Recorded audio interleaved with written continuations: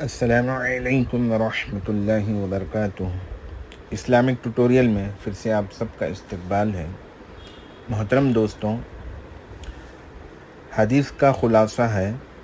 حضرت ابن عباس رضی اللہ عنہما سے روایت ہے کہ رسول اللہ صلی اللہ علیہ وسلم نے ارشاد فرمایا، جو شخص لوگوں کو خوش کرنے کے لیے اللہ کو ناراض کرتا ہے تو اللہ تعالیٰ اس پر ناراض ہو جاتے ہیں اور ان لوگوں کو بھی ناراض کر دیتے ہیں جنہیں اللہ کو ناراض کر کے خوش کیا تھا۔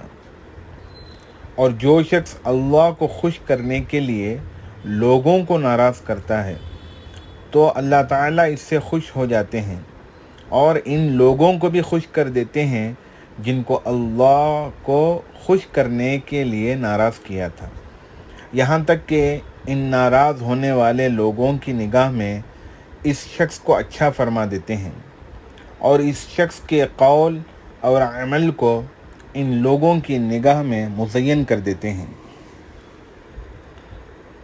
ایک دوسری حدیث میں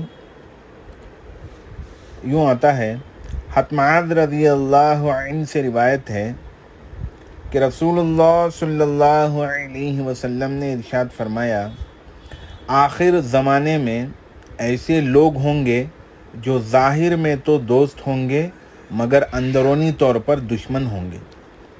عرض کیا گیا، یا رسول اللہ صلی اللہ علیہ وسلم، یہ کس وجہ سے ہوگا؟